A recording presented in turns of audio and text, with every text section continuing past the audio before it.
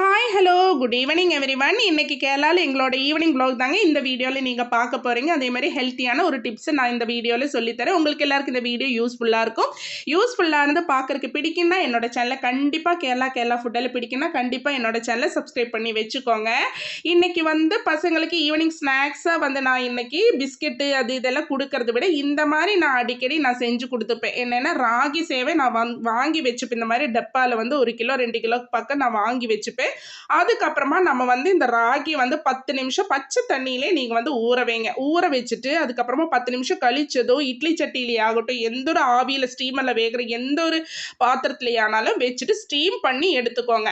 இந்த மாதிரி ராகி கொடுக்கறது மூலியமா பசங்களுக்கு ஆரோக்கியத்துக்கு, பலத்துக்கு, அதே மாதிரி நோய் எதிர்ப்பு சக்திக்கு, ரத்த ஊறுறதுக்கு இது எல்லாமே ரொம்ப ரொம்ப நல்லது. அதுவும் இல்லாமல் அவங்களுக்கு இஷ்டம் மாதிரி கொடுங்க. என்னன்னா நம்ம ஏதோ ஒன்று சாப்பிட வைக்கணுங்கிறதுக்காக திணிக்கக்கூடாது. அவங்களுக்கு பிடிச்ச மாதிரி அவங்களுக்கு தேங்காய் பூ, சர்க்கரை, அதே மாதிரி கொஞ்சம் நெய்யெல்லாம் ஊற்றி அந்த மாதிரி கொடுங்க. அவங்களுக்கு எப்படி பிடிக்குமோ அந்த மாதிரி செஞ்சு கொடுங்க. இன்னைக்கு காரமாக அவங்களுக்கு பிடிக்கும், சர்க்கரை பிடிக்காதுன்னா நீங்கள் இது உப்புமாவாக தாளித்து கொடுங்க.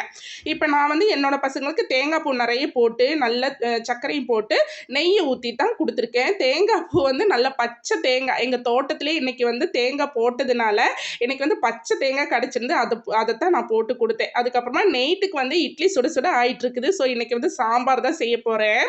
சாம்பார் கொதிச்சுட்டு இருக்கு. புளியெல்லாம் ஊற்றி மல்லி இலை கொத்தமல்லி எல்லாம் தூக்கி நல்லா வறுத்து கொட்டி இன்னைக்கு சூப்பரான சாம்பார் பண்ணியாச்சு. இட்லிக்கு சுட சுட இட்லியோட இன்னைக்கு நைட்டுக்கு ஃபுல் கட்டு தான் இட்லி.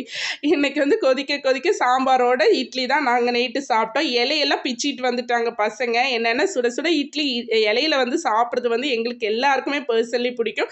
மண் சட்டியில் இந்த மாதிரி குழம்பு வைக்கும்போது 10 நிமிஷம் ஆனாலுமே இந்த கொதி அடங்கவே அடங்காது. அதனால தான் சொல்கிறாங்க மண் சட்டி எவ்வளோ நல்லதுன்னு பாருங்கள். நீங்கள் அலுமினிய சட்டியில் குக் பண்ணுறத விட இந்த மாதிரி மண் சட்டி மண் பானையெல்லாம் யூஸ் பண்ணி குக் பண்ணி பாருங்கள். அதோட சுவையும் தனி தான். இன்றைக்கி எங்களோட டின்னர் முடிச்சுட்டோம். உங்களுக்கு எல்லாருக்கும் கேரளா ஃபுட்டும் கேரளாவும் என்னோட வீடியோ யூஸ்ஃபுல்லாக இருந்தது பிடிக்குன்னா என்னோட சேனலை கண்டிப்பாக சப்ஸ்கிரைப் பண்ணி லைக் பண்ணி ஷேர் பண்ணி சப்போர்ட் பண்ணுங்கள்.